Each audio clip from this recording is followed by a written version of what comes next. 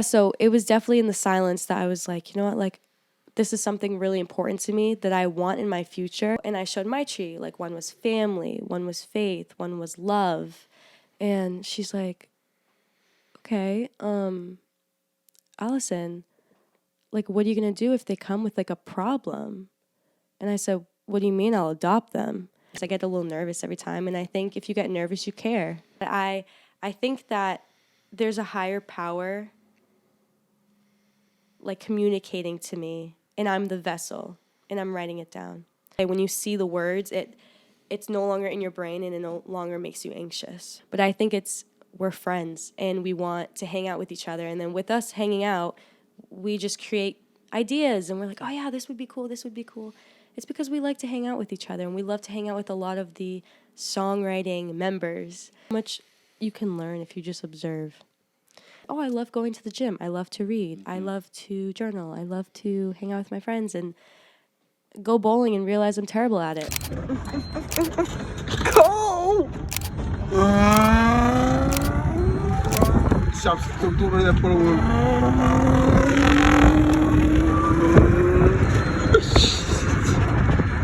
Hello, everybody, and welcome back to the Silent Smirk podcast, where we believe that everyone's lives are just as complex as our own. We want to welcome one of UMass's finest, Alyson Rego. She's a president of Songwriting and Production Club, an avid singer and songwriter with an amazing voice. She's not just a singer, though. Currently in her last year of getting a bachelor's degree in psychology, Alyson is quite interested in real estate. Additionally, her music video, November, is being released today. Welcome, Alyson. Thank you. Thank you for having me. Welcome. We're so excited for you to be here today. No, thank you for having me. So we like to start off every show with a bit of an icebreaker. Okay. So the question is, what would a perfect day look like for you? That's such a good question. Okay.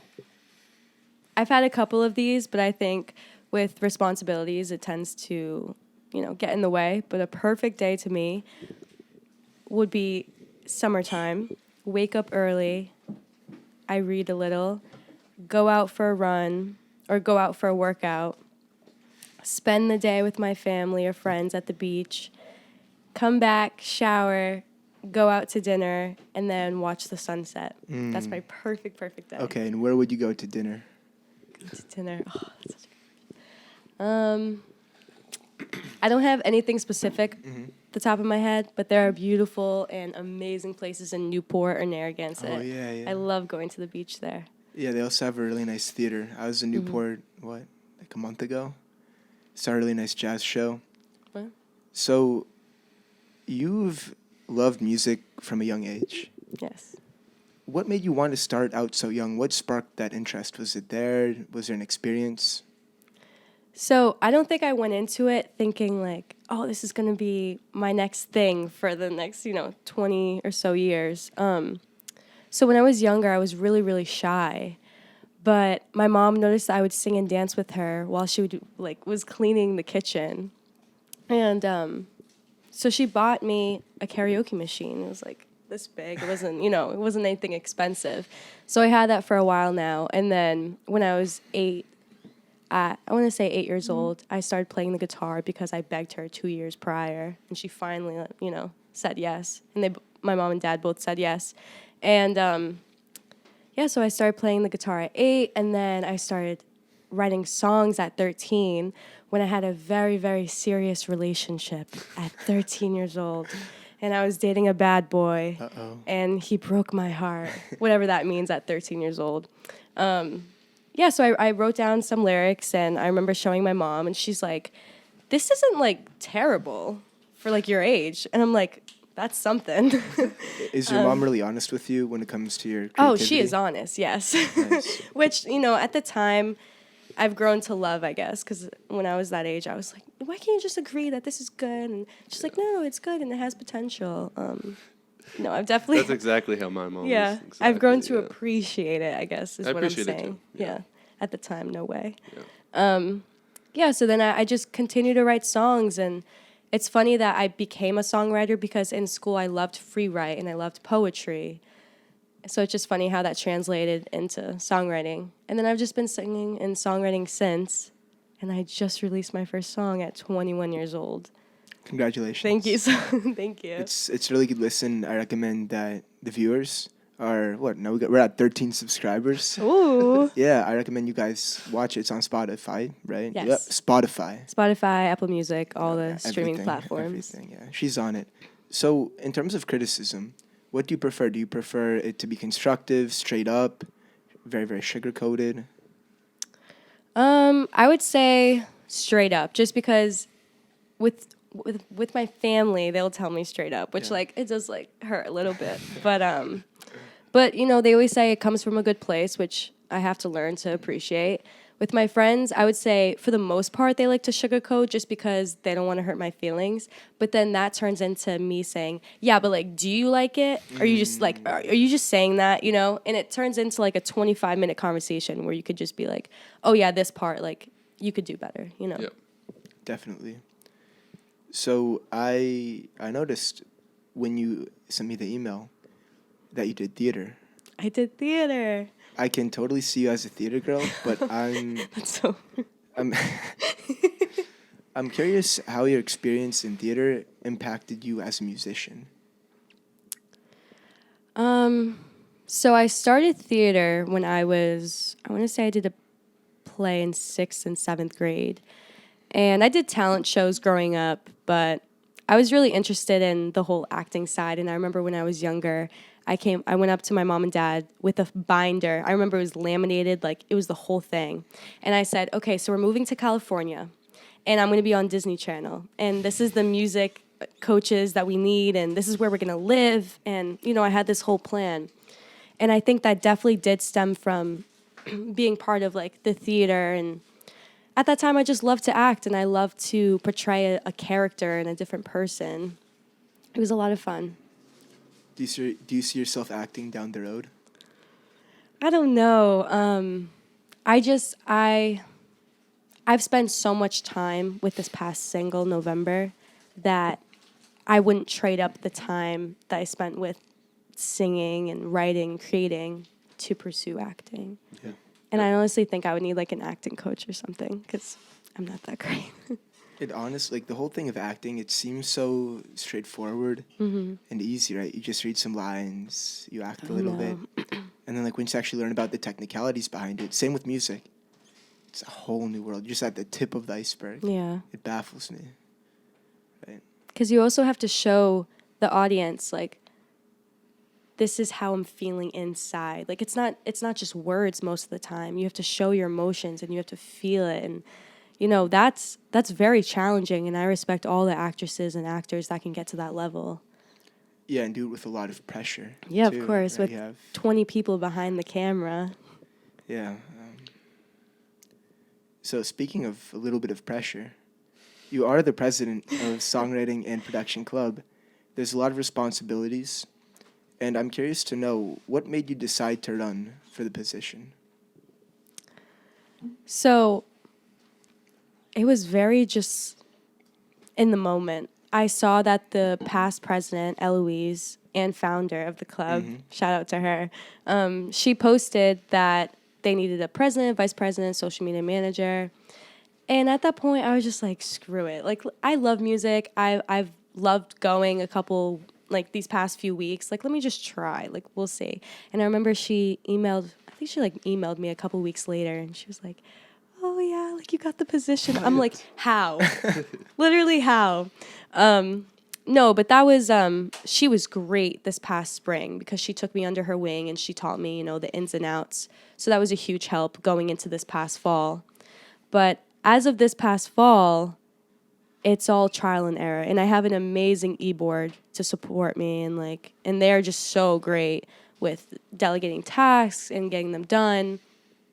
Yeah, they were just so great. But I think the best thing is like Google Calendar and time management, because I just have a lot of like different things going on, and you know, I never want to forget, oh, I was supposed to send this email, even though it's like small, like send this email. Like there's 350 people on the other side of that email. So I like 350? 350. Isn't that crazy? Whoa. And every week, like, I'm always getting texts from my e-board members, like, "Oh, add this to the email list, add this to the email list." Yeah, so there's 350 on the other side, and I always take, like, it's embarrassing, but it's about like a half an hour to 45 minutes, like really creating this email. And like, I always like to put advice of the week at the bottom. I don't know if you've seen it.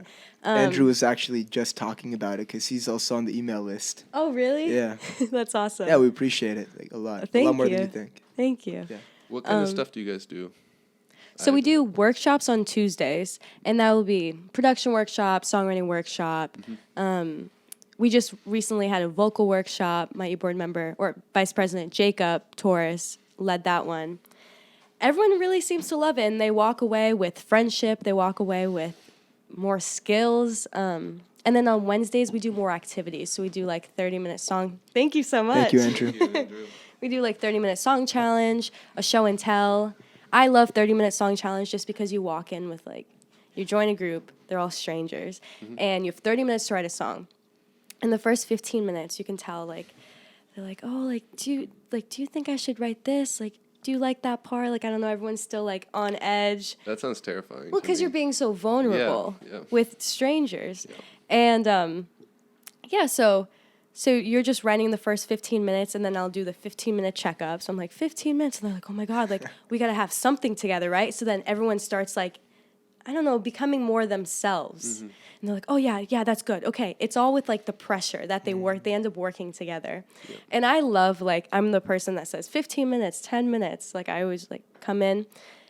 I love putting the pressure a little bit. You get like a gong. Just, like, Each time, because everyone comes out of their shell more and more every time. So last time I was like, all right, 5 minutes, like start putting your songs together, make it performance ready, because once they're done creating their songs in the 30 minutes or as much as they have, they perform it for the rest of the group. And then whoever wins that one gets to, they get to record in the studio, and then they get to be featured on our Instagram. So anyways, I like saying 2 minutes, everyone's coming out of their shell. And I'm like, let me crank it up a little more. I'm like, 30 seconds. A drill sergeant. Yeah. Hey, I love it.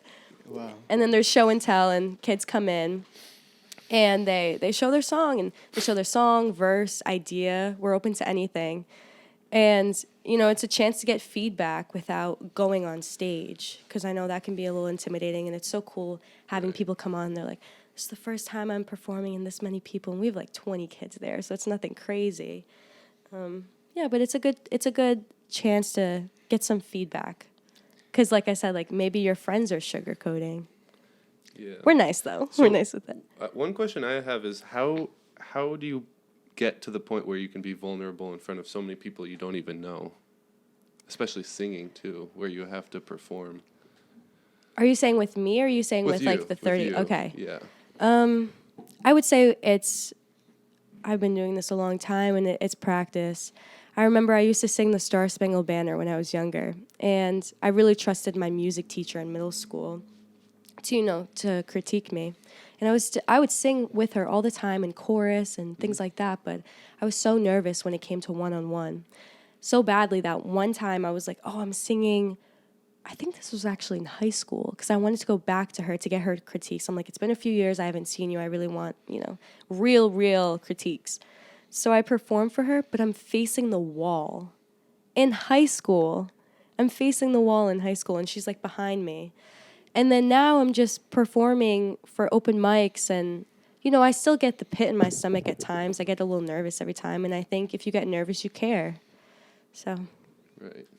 Does that translate over to conversations one-on-one with people, as in, like, you're open, you're an open book, or is it different? I would say I get nervous with singing, but I enjoy writing about my life and being vulnerable in that way. When I'm having one-on-one conversations with people, I love talking about them, and I'm just so curious every time. I'm like the first time meeting someone, I'll be like, so what are your goals in life? Like, what's your dream? Yeah. And my roommates, they make fun of me for doing that, but I'm just so curious. I'm like, I don't want to talk about the weather, and it's just such a waste of time, and we're here only a certain amount of time. Yep. Let's get to the good stuff. That's what this podcast is about, really. That's why we started. Yeah. Yeah, we've never talked about the weather. Awesome. You had a good start then. Speaking of which, it's pretty nice out. It is beautiful. It's a beautiful day today. So I remember when we had the music workshops, right? I just started making music. I was recording on my condenser mic. And I remember I show up one day. It was my first time ever, actually. And then Noel, do you remember Noel? Yes, I do. He's like, Michael, show them your music. He kept pressuring me. I'm like, dude, it's okay. Like, I'm good. And then I put it up, right? It was my Merc on Merc song. Oh my God. And Can I tell you, I've been calling you Merc on Merc you for have? so long. Oh my gosh, yeah. I'll be like, oh, I'm going to go see Michael. And then like Eloise like didn't know or something. Yeah. Someone wouldn't Who's know. that? Who's that? Or someone Who's else that? would say Michael. And I'm like, Michael. And then they'll be like, Alyson, Merc on Merc. Merc on Merc. Ain't no so funny. hesitation. That's so funny that you bring that up. Yeah, and I remember putting it up. And at the time, I didn't really have a lot of musical knowledge. Mm-hmm. So I put it up. I'm like, oh, this sounds okay. Like, it's so embarrassing that everyone is, like, listening to it. And then, you know, everyone was so calm about it. The advice was very helpful. And then I look back, and I can't believe you guys did not tear into me. No, your strength in that song was it was so catchy. Oh, thank you. No, seriously, after we were like, Merc on Merc. It was so catchy. So, being president of Songwriting and Production Club, I'm curious to know how this new role has impacted your growth as a musician. Or maybe not, sorry to interrupt, but not just musician, but just in general, in life, like leadership, etc. So my roommates actually asked a similar question a couple weeks ago, and she said, you know, you used to always go to these workshops and you'd come out with this skill and that skill. Do you still get that same fulfillment? And I said, I don't get that same fulfillment. I get a different, maybe even better fulfillment because I love being the helper in situations. People coming up to me after workshop, and it could be like, who do I talk to when I need studio time? It could be something so simple like that, but just being able to direct them in the right direction. Or I've had a girl come up to me the first time this fall, like it was the first hangout. She's like, I have this song I really want to show you, and I felt so like, you want to show me? Yeah. Like, yeah. So I don't get the same fulfillment, I guess you could say, but I get a different, maybe even better, because I'm helping, and I think that's what I'm made to do at the end of the day. I just love being in roles like this, like being president, I'm sure I'll end up being manager or something one day. I just like helping. So do you see yourself as a leader? I do see myself as a leader. Yeah. Have you always seen yourself as a leader? Also, keep talking. I'm just going to make sure the cameras are fine. Yeah, you're good. I have always seen myself as a lead. Well, I guess that's a tricky question because I don't go into every day being like, I am a leader. I think I just enter in the roles and just work. I don't know, just work every day like I am a leader. So like in high school, I was vice president of like student government, and then I was secretary of Portuguese club. Like I just love like creating times for people to meet. I love being in that role, being like, oh, I think like these people have come up to us and they seem like they have they're really interested in playing guitar. Let's do a guitar workshop. Like I love being in that role. How do you think your decision to enter a role of help, a role of mentorship, came about? Was it just there? Do you think any experiences shaped you that way? I think that I just enjoy being a friend. And I think that's what it is at the end of the day. Like you say like leadership, like yeah, it is leadership, but you're their friend automatically when you're helping them out. And that's how I see it. So, friend, question. Are we friends? Yes. Yes, Michael. Who do I go to for studio time? Studio time. So you go to my good friend, Ryan Goldberg. Okay. He is, oh my God, he is so amazing. He was the engineer actually for my past song, November. And he wasn't just engineer, he was director of my music video coming out today. Yeah. He was editor of the music video. He was the photographer for my cover. He is literally a Superman. I'm like, do you think we can do this? And he's like, oh yeah. And he gets the job done. Wow. He's incredible. What was the process like of shooting your music video? So I went up to Ryan, because I was already working with Ryan on the song, and I said, well, at first I wanted to do just a lyric video, like me just like running around in the woods and then like just have the words pop up. Yeah. But it was actually my friends that came up to me and they were like, listen, the song's like, it's a story and you need to make it a visual. Like, I think people will really enjoy it. And I was timid at first, and I think I still am a little timid before the video comes out. Because like I said before, like I love singing and I feel confident in it, and that's my thing. Acting is not. So that's a whole other thing. So I went up to Ryan and I had all of these notes. I remember the night before, I woke up at 2 a.m. I don't know what it was. I think I was going in and out of sleep because I was just thinking of ideas. And I was like, screw it, I'm just going to like get up and write on the notebook. I didn't have any lights on. If you see my notebook, it's just scribble. Like, it's terrible. But I got the ideas down. So then the next day I created, more organized ideas. And I just came to him with a storyline. I said, I want this. Like, how do you think we can shoot this? And like I said, he's just a superhero and he's awesome. He's like, okay, like we should plan out the next few weekends. And that's where I recruited Mr. Hooper James, your guest last week, to play the guy in the video. And he killed it. He did an amazing job. Good. I'm excited to watch it. What is November about? Ooh, good question.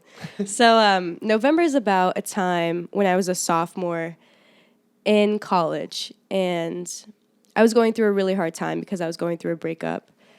And we decided to see each other again to find some closure. And that's what November's about. I'll leave you at that. Now, if you listen to the song, hearing that description, I feel like it changes it more. Because I think first listen, it sounds like a breakup. But if you hear more to my story, it sounds more like, especially when the bridge comes in. And you'll see it in the video. I try to really hit that moment of us seeing each other again rather than just like a breakup. You'll hear, oh, but that night, all I saw was the reflection from your seat, looking at the road, looking back at me. It's us coming together and me just being completely, I found my closure. Music videos make such a big impact on the song that you're trying to spread, because you can actually see from the artist's mind what they're trying to accomplish. Because lyrically, sometimes I'm confused, and I see a music video on that, and then just bridges the gap completely. So, what are your goals as president? Is there anything you're trying to accomplish this year? Anything new? So I wouldn't say that I have goals as president. I would say we definitely have goals as e-board. We are talking, I think, every single day of just about songwriting. And going into this role, I didn't think that we would be, each of us be this involved in the club. But I think we're friends and we want to hang out with each other. And then with us hanging out, we just create ideas and we're like, oh yeah, this would be cool. It's because we like to hang out with each other and we love to hang out with a lot of the songwriting members. So why wouldn't we want to spend more time with them? With that being said, we love to create the best environment and activities for you guys. Like the 30-minute song challenge. You do a good job with that. Thank you, I appreciate it. The 30-minute song challenge, like, I think that's fun. It gets people, out of their shell. We have people walking out and they're like exchanging their contact infos. And I'm like, there you go. That's a friend right there. Boom. There's relationships in songwriting. There's friendships. There's roommates. All from this club. Like, I think that's incredible. Brings people together. It really does. Through music, something that you guys are passionate about. Yeah, I can see it. I really enjoyed the vocal practice on Tuesday. Led by Jacob, yeah. Yeah, in my show I was like, what? We're just making interesting noises. yeah, that was so helpful. I was this close to not going that Wednesday. And I'm so happy I did. What makes music so special to you? So what makes music so special to me is that it was never a chore. I always meet people in college now, or I guess in songwriting club. They're like, oh yeah, I just started music when I was 18, when I was 20. And that's incredible. That's incredible that they picked that up. But it just baffles my mind because I'm like, it's just been part of me for so long that I don't know how someone can pick it up. You know, it's just become part of my avatar, I guess. But what makes it so special to me, it's writing, it's therapy. It really is. Any situation, good or bad, I write it down, and I feel so much better. You know, they always say when you see the words, it's no longer in your brain and it no longer makes you anxious. And then, you know, if you add a rhyme to it, there you go. You got a song. Boom. You also journal. I journal, yes. What got you into journaling? I would say I started journaling around that same time, with about November, that sophomore year, fall.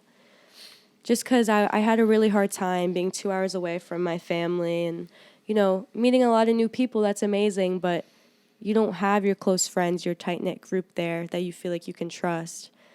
And I felt that just writing it down, like I said before, like it at least removes it from your head. Because I didn't want to confine in anybody at that time. Because you just never know. You never know. It was a lot of change at that time. You were transferring, right? Yeah, I transferred from UMass Dartmouth from my freshman year. Good call. Oh, very good call, yes. I'm so happy with my decision. So what was the process of transferring like? How did you adjust to UMass? So I started off at UMass Dartmouth, but the reason I went to UMass Dartmouth was because I wasn't that great in high school with grades. And, you know, I do my homework. I was a good student. I do my homework and I get my assignments done. But I hated studying. I just, still to this day, I hated it. And unfortunately, that's what brought my grades down. But I made it into UMass Dartmouth, and I made a deal with myself. I said, you know, you really want to go into UMass Amherst because my brother went here, and this was like the college, like the movies at the time. So I was like, I really want to go to UMass Amherst. It's in state. It's perfect. So I made a deal with myself. I'm like, you're going to work really hard your freshman year, and you're going to make it into UMass Amherst. And what was it like? Was it easy to meet new people at UMass? Was just like the click of the transition easy? Did it take time? So when I first arrived at UMass, I was in John Adams in Southwest, and all of my friends are transfer students. I was actually supposed to be in Sylvan, I'm pretty sure, because that's Dodged a bullet. That's normally where the transfers go. But because I had the prior knowledge of my brother coming to UMass, he said, you know, Southwest is where you want to be. He kept pushing it on me. So I found this rap class. Oh, okay. Yeah. Do you know what I'm talking about? Yeah, I was in one. I found this rap class. It was like a Southwest rap class for transfers. And if you took the class, then you can be in Southwest. I don't know. It was a hack in That's the very system. strange. Okay. It was a hack in the system. Anyway, so I ended up taking this Thursday 1-credit university class every Thursday, 8:30 a.m. It was tough, but it got me in Southwest, and I really appreciate it because that's where I met a lot of I think every single friend is a transfer that I have. And then with that, you know, they were all my best friends, and then I went off campus my junior year, and I had a weird feeling. I said, you know, all my friends are in classes right now. What do I do now? Like, I need an activity. I need something, and that's where I turned back to music. Someone posted. In your sophomore year, right? My junior year. Got it. Yeah, my junior year. Because I was off campus, like, you know, when you're on campus, like, there's always something going on. And since I was off campus, it seemed very quiet and lonely at times. I was like, I need an activity. I want to meet more people. Because I had a sense of, like, is this it? Is this my friends and that's it? Like, I'm not going to meet anyone else? Like, this is a huge school. I should be able to. And someone posted about UMass Songwriting Production Club. And I was like, whatever. Like, I'll just go a couple times. And that's where I met Michael over here. And Michael, I don't know if you remember this, but we wrote a song together. I do. I think it was a rap. And singing. Was it? Yeah. Oh my goodness. It was something. I know. Does this mean you're going to rap for us? No, I can't rap. Please don't ask me to. No, don't worry. Yeah, I remember like you'd be singing. I'm like, I have to sing now? No. Yeah. Because I can rap, but I can't. I was like, I can sing, I can't rap. Okay, perfect. We're perfect. Yeah, I remember that. That was a good time. That was like the beginning. Merc on Merc, boy. Yeah, Merc on Merc. Let's go, you're Merc on Merc. He's like, yeah, but I usually go by Michael. I want to do a remastered version of it, oh my too. God. I stand by the lyrics, but could use some better mixing. Is it on Spotify, Mark on Mark? It's on my SoundCloud. It is not Oh. Spotify worthy Okay. yet. Okay.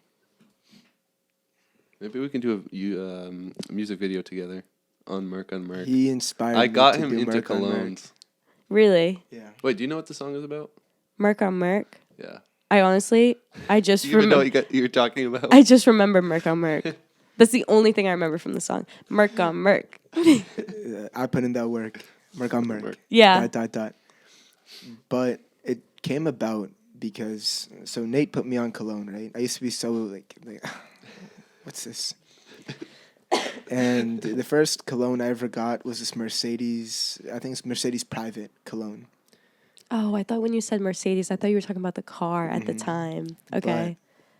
But that was the cologne, and then Merc on Merc. I just wanted to joke around saying like it's like the Mercedes car, and I have the Mercedes cologne. Gotcha. I'm saying like, yo, I'm getting all the chicks because I got the cologne, I got the car. But the end of the song is like, the girl gets picked up by a dude in a Prius. So I wanted to show like it's not not about the car or what you have. It's about who you are. That's awesome. Towards the end, and also tried to make it catchy. Yeah. Merc on Merc. That's going to be stuck in my head the rest of the day. I associate that smell with sophomore year when we roomed together. Yeah. That's awesome. Yeah. Did you guys room together in junior year as well? We're juniors now. Oh, I Yeah. thought you were Yeah. seniors. No. So what happened, right? We wanted to room together. I was thinking of taking a semester off, and I was like, okay, I'm gonna do this. I didn't end up doing it, and then when I hopped back in, I wasn't able to get housing, but I wanted to stay with Nate. We looked around, found this place. Landlord, one person could go. I didn't have a spot on campus. He did. Is that pretty much it? Basically here you can only have 4 people living in a house, and that would be, there'd be 5 people, and so. So are you living on campus? Yeah. Where on campus? Baker and Central. Gotcha. Do you like it? It's okay. It's 4th floor. It's up the hill. Yeah. A lot of walking. Sorry. I can't complain. Are a lot of your friends off campus? Half and half. Okay. Yeah. Because I was gonna say if I were to live on campus, I don't think I would mind anywhere. Since all of my friends are off campus, it wouldn't even matter. Yeah. Is that what made you to decide to go off campus? Last year I lived in Puffton, and I just felt like it was time to kind of switch it up. Even though I did 1 year in the dorms, I was like, okay, like I had my year. I'm all set now. Do you like It's very chaotic. Do you like a lot of variety in your life, or do you like to stay to a consistent schedule, same food, same day? No, I can't. Switch it up. I need to switch it up, or else I'll get bored, and then I'll have like, even though I'm only 21, I'll have like the midlife crisis type of thing. Quarter life. Yeah. Yeah. Oh my goodness. I love to switch it up, and I hope my future job and career will just be something different every single day, whatever it may be. And you're interested in real estate, right? I am interested in real estate. Yeah. I think you'd make for a great real estate agent. You're Thank personable. you. You ask good questions. Thank you. I'm actually studying for that test right Good, now. Yeah. So fingers crossed. Is it hard? It's very hard. It's a 4-hour test. 4 hours. So- Wow. What are the topics that you're learning? Just like contracts, laws, fair housing. Boring stuff. Yeah. Yeah. So why are you doing psychology? I'm doing psychology because I really do like learning about it. I would love to say that, I would get my master's and continue down that path of like being a therapist. Yep. But I think I absorb too much, to be honest. Like I thought about this after a conversation with my mom. She was like, well, what would you be interested if you want to be, go into therapy and things like that? I said, I would love to work with kids. And she's like, okay, Alyson, like, what are you going to do if they come with like a problem? And I said, what do you mean I'll adopt them? And she said, you're seeing 7-8 kids a day. And I said, I'll adopt them all. And she's like, you can't afford that. How old were you? This was like last week. Oh, okay. Just kidding. This was like a couple of years ago. Yeah. This was probably like my freshman year of college. And that's when I realized, I was like, ooh, I don't know if I can afford all those children. No, seriously, I love having the one-on-one conversations and understanding humans and et cetera, et cetera. And I think I'd really enjoy that, but I don't think it would be good for my mental health at the end of the day. Is it because you can't, like, it'd be very difficult to handle the negative parts? Yeah. Okay. And that's literally the description of the Yeah. job. Yeah, like I think I'm definitely empathetic towards people, and that would really hurt, especially children, because that's who I would want to work with. Yeah. Yeah. So real estate comes out of nowhere. I feel like real estate I've always had an interest since freshman year of college. I would always watch those like house shows, like what is it, HETV? Yeah, where it's like flipping houses, like love it or list it, like things like that. But I've just always gone back to real estate, whether if it's like flipping houses, wholesaling houses, looking into Airbnbs. So I'm like, whatever, I'm just going to get my real estate license and see where it goes from there. Yeah. And it's just, making that decision, sticking to it, and then whatever happens, happens. Yeah, of course. I used to be terrible at that. I want to do everything, but I'd want to be perfect when I did it. And that dissuaded me from actually, continuing further with those things. And then I heard this one quote, perfection is the enemy of action. Oh, that's wow. I heard that's it. Wonderful. And that's like what got me to stick to music. It's what got me to do this. Mm-hmm. So I think it's really cool that you decided to do your real estate license. And you're not just saying that and throwing it in the air, but you're actually sticking to it. Mm-hmm. Yeah, that's one thing that I had to learn to fix, because I'll start something and I want it done yesterday. Like I'll start today and I want to be perfect by yesterday. And I had to learn how to, change that, or else nothing got done. And I just kept quitting things. So I'm like, oh, this is taking too long. I was supposed to be perfect yesterday. And I just came up with the idea today. So, yeah, that was definitely a challenge that I had to overcome and understand. We were, this was at Bible study on Monday, but we were talking, I was telling them about the same problem that I have, like the quality of my work. Mm-hmm. Actually, not the same, but something like that. I've been struggling making, things I'm really proud of outside of my creative hobbies. And then I think it was, I forgot who it was, but they said, like, if you're doing it, know that you're creating something for God. Mm-hmm. It's like it's a lot better, and the motivation is there, the quality's there. So whenever I try and work on something, I'm thinking, like, I'm doing this for a power above. Like, this is an expression of my soul, something that I really want to hone in on and make as a product of me. Yeah. Not something else. And that's so beautiful. I guess I re-entered that mindset last fall, the beginning of my junior year. I started going to church again. Because I would consider my sophomore year like my freshman year of college. It's where the mistakes happen. Yeah.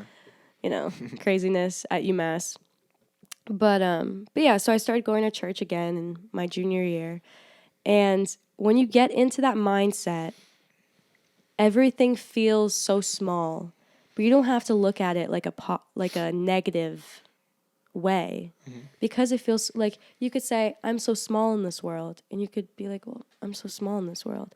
You could say, I'm so small in this world, nothing matters. I can do whatever I want. And nobody really cares because they're just thinking about themselves and what they want to do. Yeah.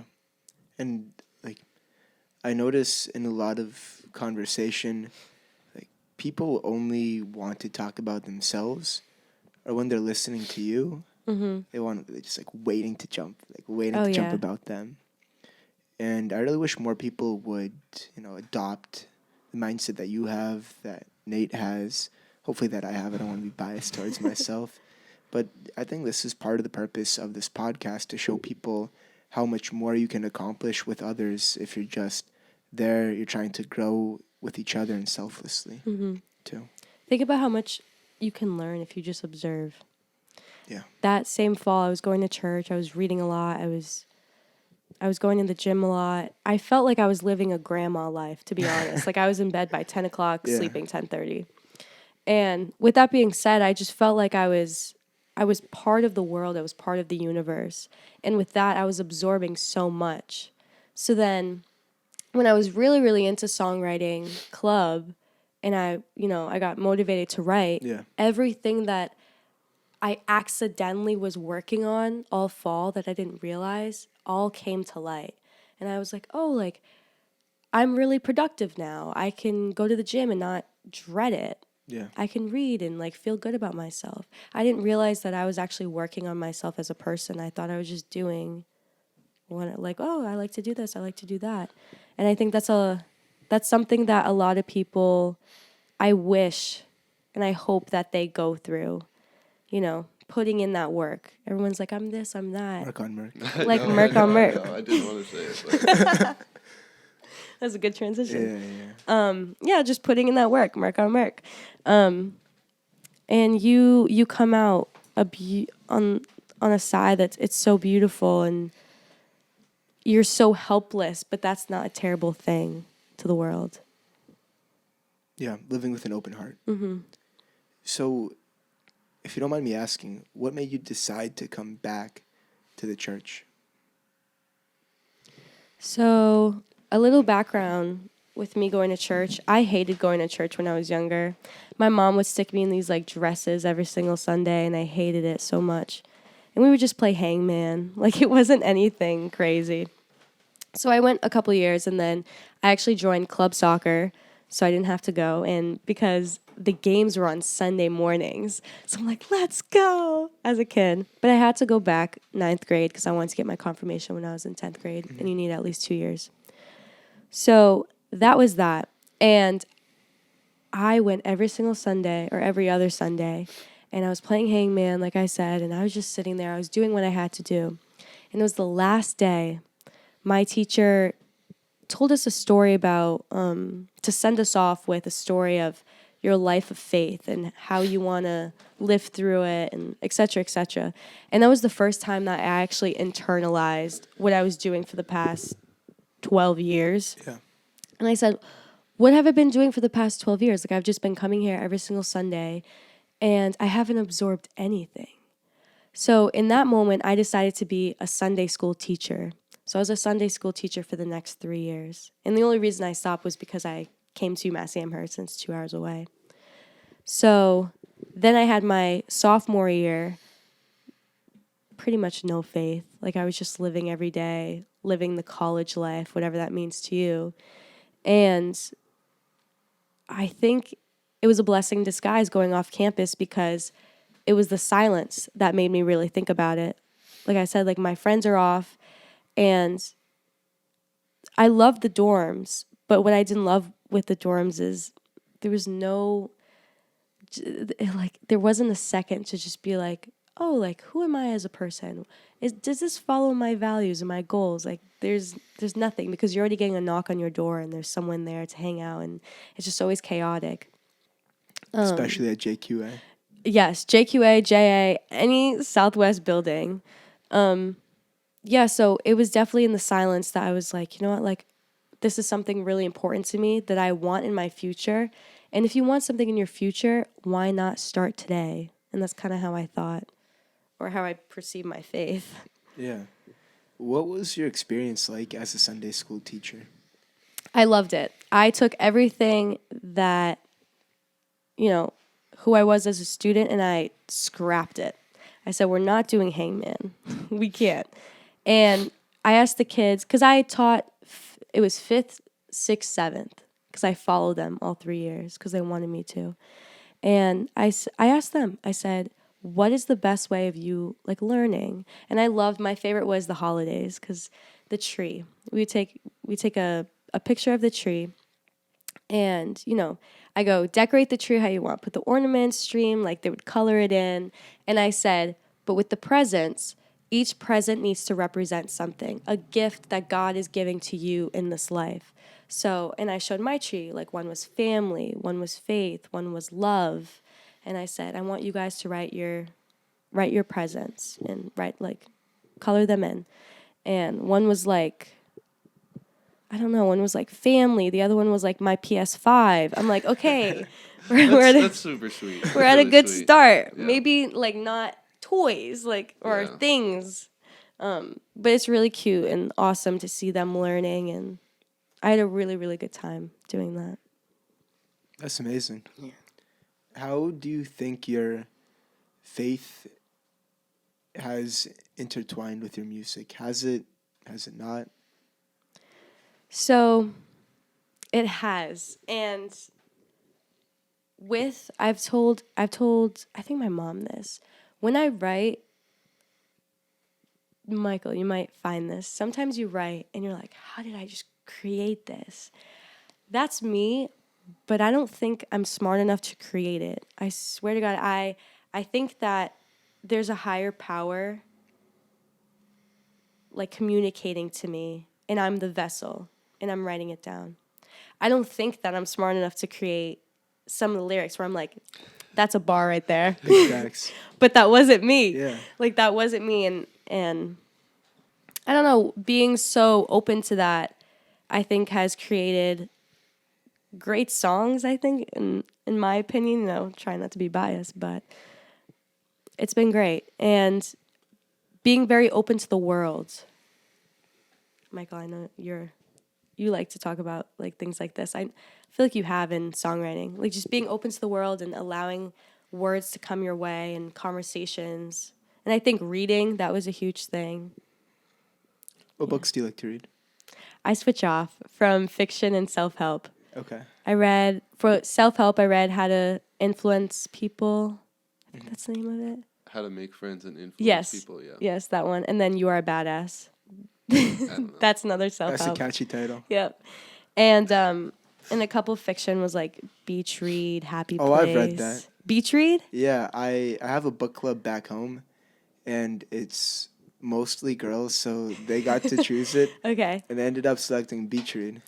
When did you read it? I just read it this past summer. I read it in August. Yeah. So around the Emily same time. Henry, right? Mm-hmm. That's the author, Yeah.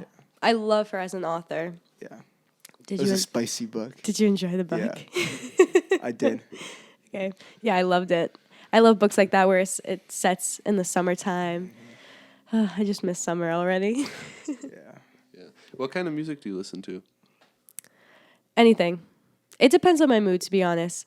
Recently, a lot of Taylor Swift and Noah Kahan and Lumineers. Growing up, it was a lot of Adele.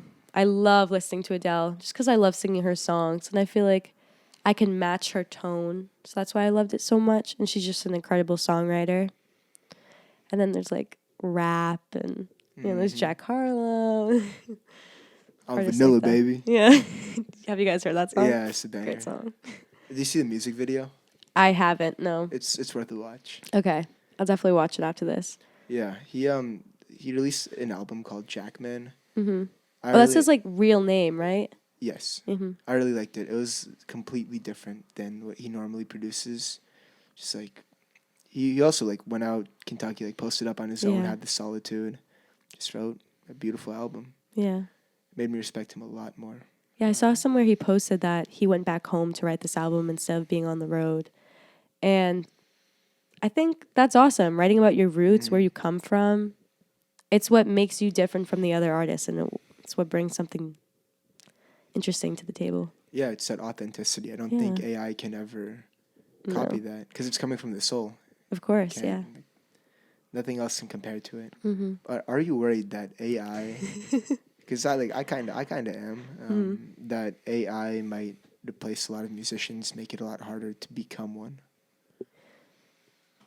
I think that's a good question. I've heard a couple samples already through TikTok where like Drake was singing, but it wasn't him. Okay. I've heard that. Justin Bieber was singing, it wasn't him. Honestly, songs were pretty good, and that's why I'm worried. I'm like, well, if this is really good, I think it's gonna hurt the big artists right now. I think a lot of people need to lawyer up because if they're creating songs like this, like that's a profit in itself, and like that Drake example, he could definitely sue other people and be like, that's not me. I think it's gonna hurt music. I think it's gonna hurt a lot of things, but that's for another conversation. There's good and there's bad. AI, that's ChatGPT. Now with Chegg too. Yeah, that's. Yeah, they made an artificial intelligence version of Kanye singing something. And I didn't know it at the time. Well, I'm getting really excited, and I go and I search it up on Spotify, and it's not there. And I felt so guilty that I liked it so much. Mm-hmm. It was that good. And they're all Such a so bad good. boy. They're all so good too. Yeah. Rate Andrew's tea, 1 to 10. Oh yeah. It's pretty good.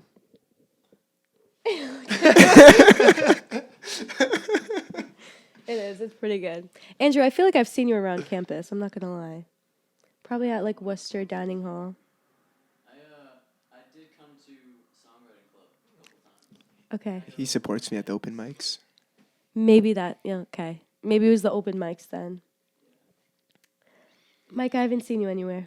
Do you just hide out in the house? Okay. Yeah. Me too. That's kind of what I do. And I'm like, oh, I need to see Mike at 1 p.m. I have to get out of bed. I'm just kidding. Wait. Let's talk about you guys. That's enough about me. Oh no. Oh no! She's Uno reverse. I put down the card. What got you into podcasting? Okay, so Nate and I, we place a lot of value, and Nate, you got to join in on this too, right? So interrupt me, whatever. Yes, sir. We place a lot of value on meeting people in quality conversations because we grow the most in that way. I have an issue with information retention unless I can assign value to it and meaning. I probably won't remember, or I'll have to put a lot more work and time to actually get it.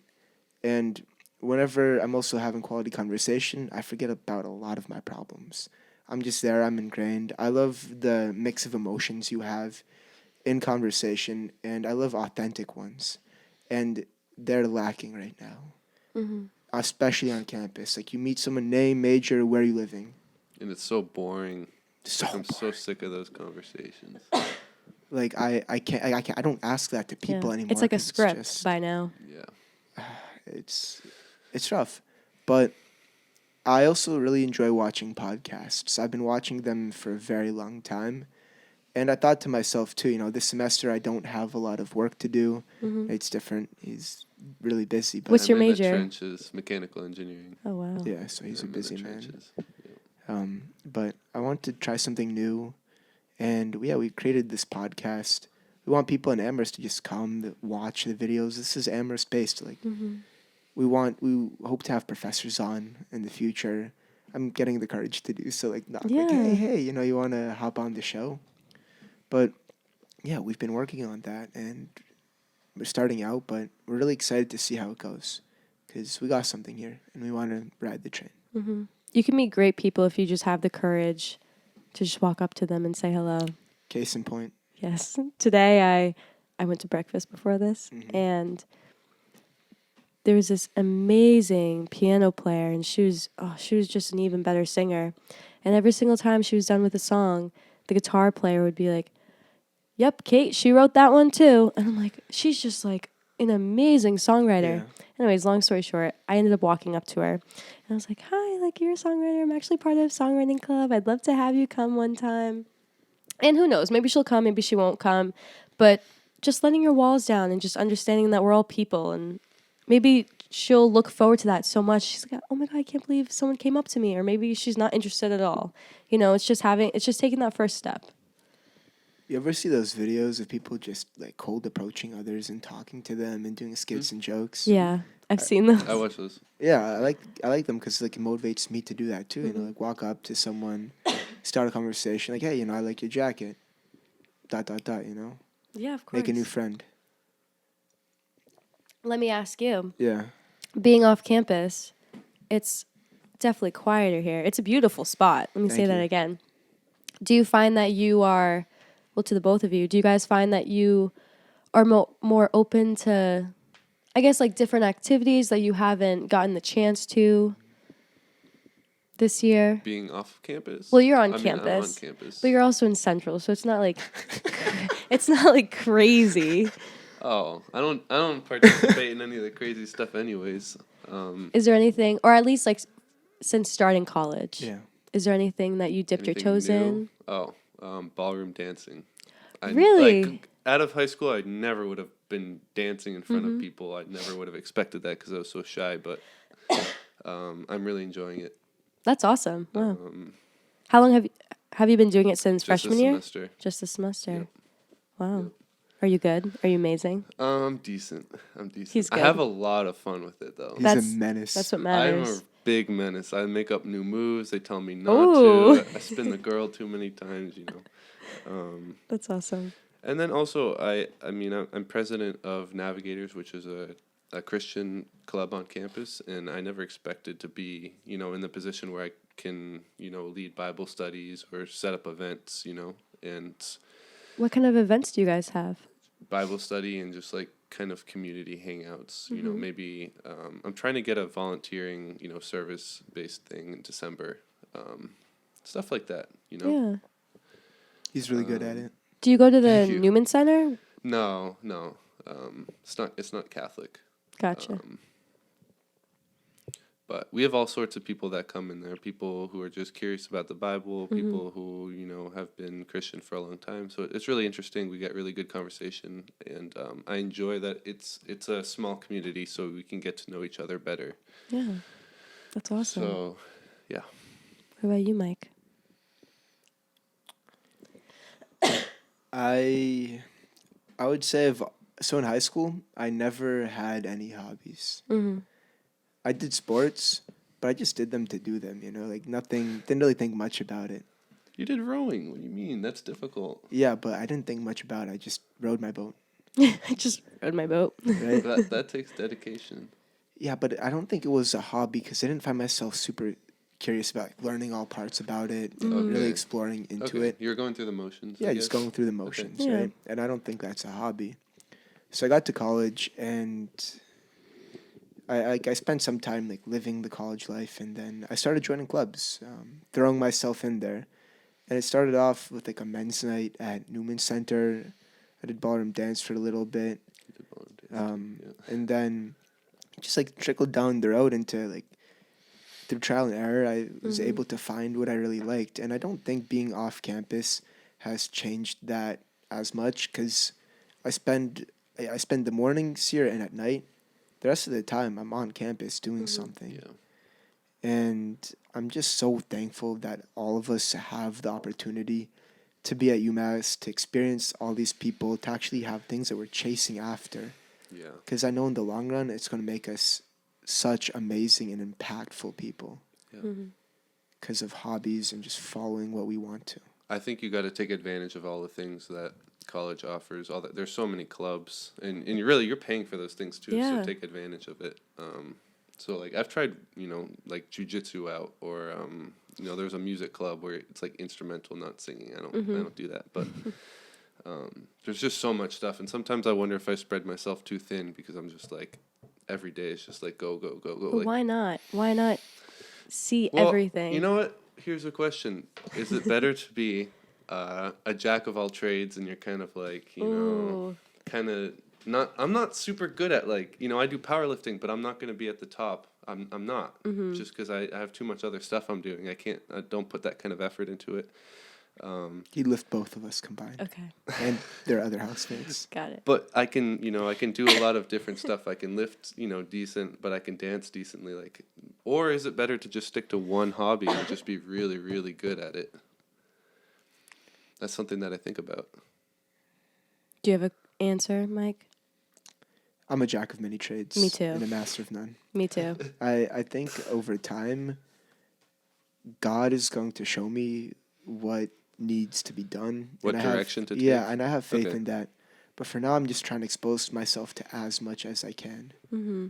That's a And good I'm not point. perfect at any That's a of good them by point. far. Yeah. But I'll find it. I'll figure it out soon enough. That's also why I'm doing this podcast, to like listen to people talk about what they love to do. Yeah.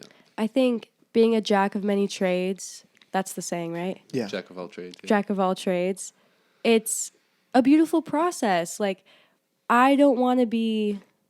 Imagine if I was like this wonderful guitar player, right? Which I'm decent at best. She's humble. No, like literally decent at best.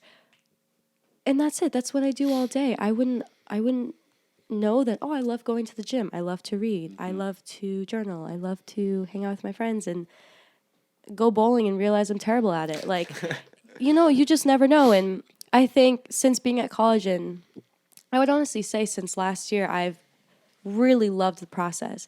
Did I know joining songwriting I would be on a podcast a year later. You know, like that's how we met, and I didn't expect that.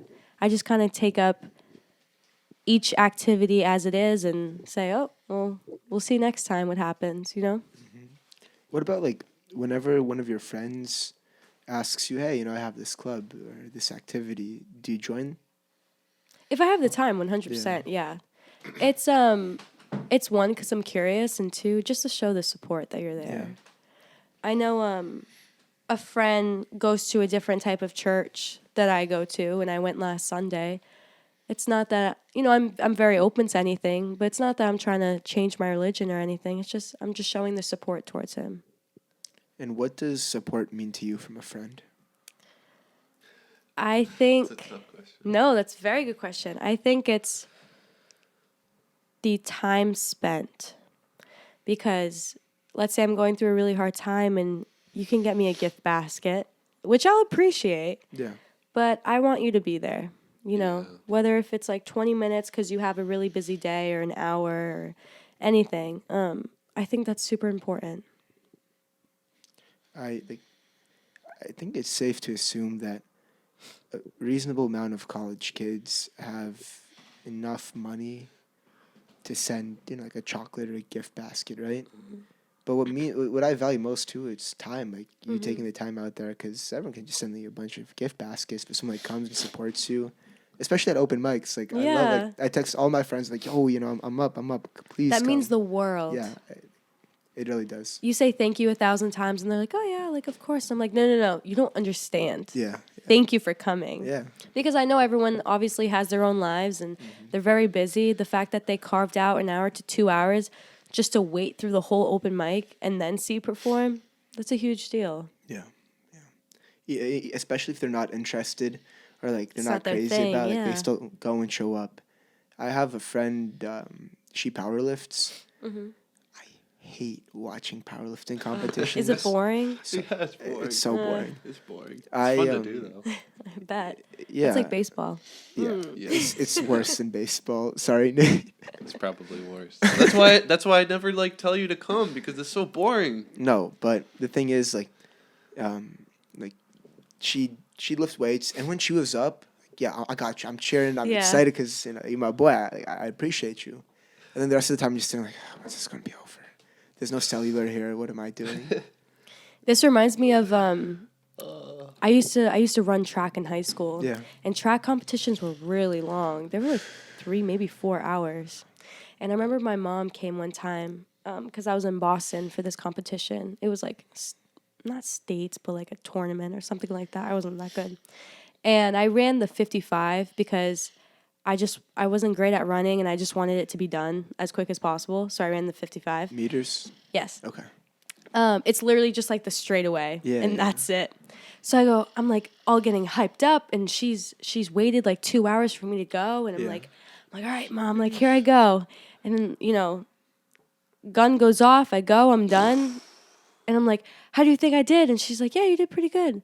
All right, I'm done, and she's like, I waited 2 hours for 25 seconds of you running a straightaway, and I know that's like an extreme example, Yeah. but and I think I didn't understand it or appreciate it at the time, but that's amazing looking back. And my mom and dad staying out in the cold for my club soccer games every single weekend and spending their entire holiday weekends in New Hampshire and, spots in Rhode Island, and it's freezing outside and they're standing, they're supporting, and they're like, oh yeah, she missed that shot. Let's keep going.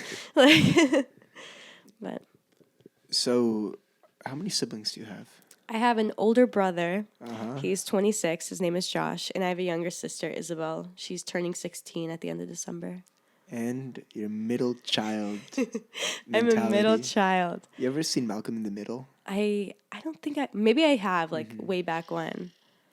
It's a middle child story. Gotcha. But how have you come to embrace being a middle child?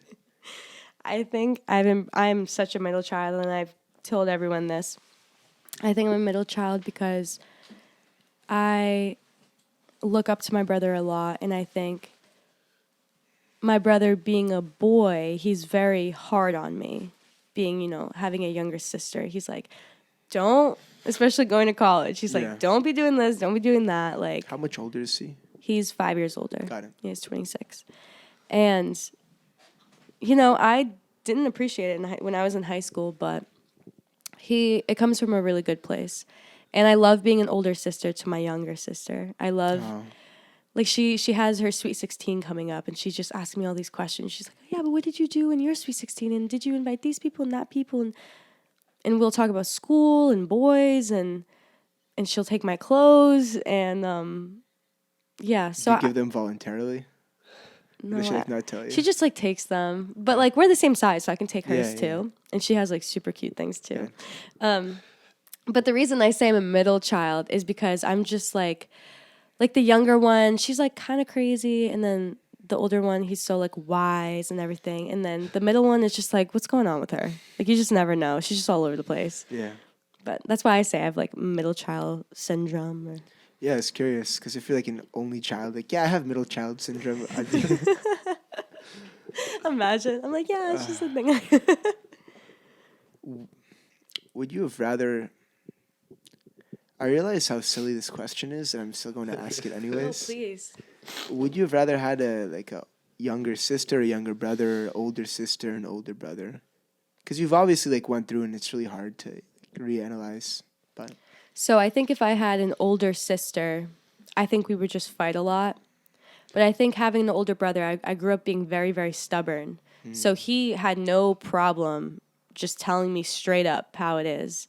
And I think he just had more of a stern voice, which I think I appreciate.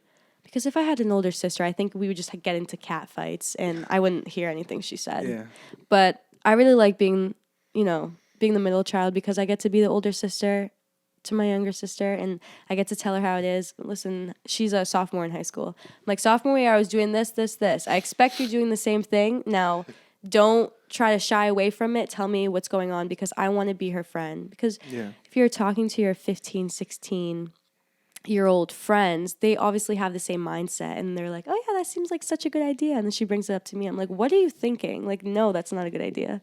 I guess I'm just being protective, too. So as a middle child, I remember you telling me your parents were very supportive. Mm-hmm. That's generally not the case for middle. That's a stereotype, right? For middle children, they are kind of forgotten by the parents. Oh, yeah. Was it kind of like that for you, or was it?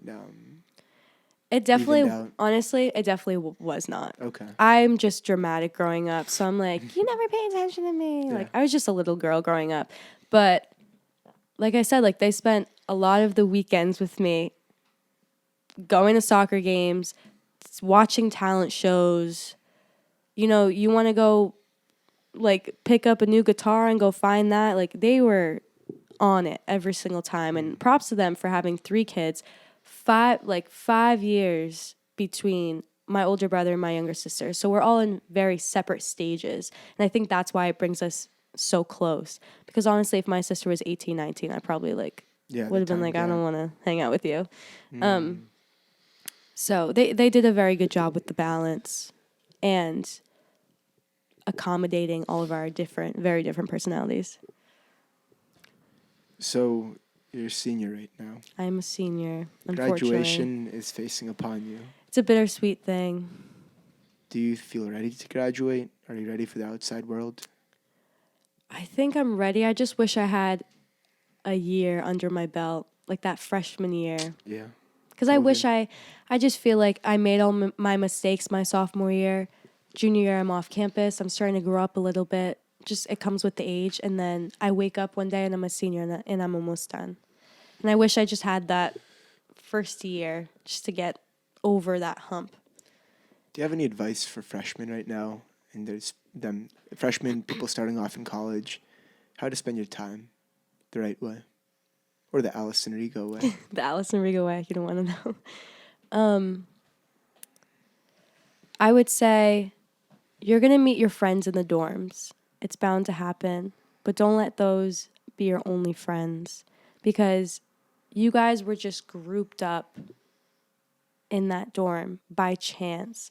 And I think you need to put in the work and go out there and find people just like you Because when you go out there and find people just like you find that they encourage your goals and your passions. And it really does feel like you're meeting your people, it's such a nice feeling. And once you get to that level, I remember I said it in an email one time, like with the advice for the weeks. Mm-hmm. I said, it makes you feel like, how did I ever live the life before? Yeah. And why did I put up with just, I feel like there's no one like me. Oh, okay, well, that's just my life.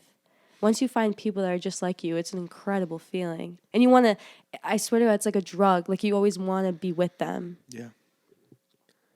It's also like, in order to start looking for those people, I think it takes some sort of influence to push you in that direction. Mm-hmm.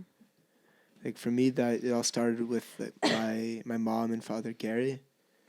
And then since then, like I get a little bit, the little crumb. Oh, there's more. Yeah. I just keep following it. And yeah, I mean, I'm getting this education, one, but I'm also in it just as much for the people and the experiences. I think that really matters. Mm-hmm. Their time spent on campus. Yep. Or off campus. Or off campus.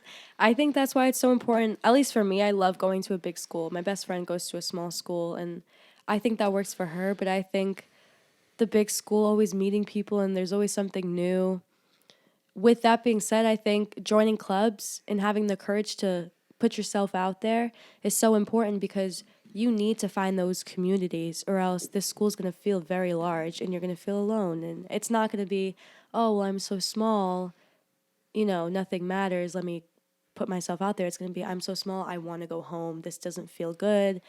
Nothing's familiar, and it's not a good feeling. So I definitely would recommend joining clubs, going, like Nate said, like, go out there, try different things. I know he likes, right? Isn't that what you said? You're not a jack of all trades, or are you a jack? No, I do so much that I'm Okay, not, yeah. I'm I not. second that. Definitely I remember sophomore year, I was Sisters of the Runway. I was part of that club. I don't know if you guys have I've heard never of that heard club. of that. What is it? No. So basically, it's a bunch of girls, and we put on a show, and it's like a modeling show, and all the proceeds go to a shelter of women that were domestically abused. And it's such an amazing feeling. You're basically volunteering your time, like, to put on, it's something fun, but also has a good impact. And I think I joined, like, Charge one time, and, I only went to 1-2 meetings, but I did it. I tried it. I didn't like it. Put it on Something the else. resume. I'm putting it on my resume. I attended. Yeah. Are you in any other clubs? No, songwriting takes up so much Yeah, of I my bet. time. Oh my gosh. And I found my people, to be honest. I'm not in the search anymore. Yeah. Alyson, thank you very much for coming on the show course. today. Thank you for having me, guys. If you would like to, face the camera, Okay. give a plug or whatever you would like. Hi, guys. I'm Alyson Rego. You can find me on Instagram, AlysonRego_. My new song, November, just dropped early November, and my video actually drops today, so it'll be on YouTube by the time you guys watch this. I'll comment it down below. Thank you. And yeah, thanks, guys, for having me on. I really appreciate it. Thank you, Alyson. Thank you. Of course. All right, guys, we are the Silent Smart Podcast, believing that everyone's lives are just as complex as our own. Please be sure to like, comment, and subscribe. We're on the road to 15 subscribers. Again, I cannot emphasize it. We appreciate all of you. Comment down below any ways we can improve, things you liked, disliked. We're here. We're all ears. Thank you, guys. Thank you, Alyson.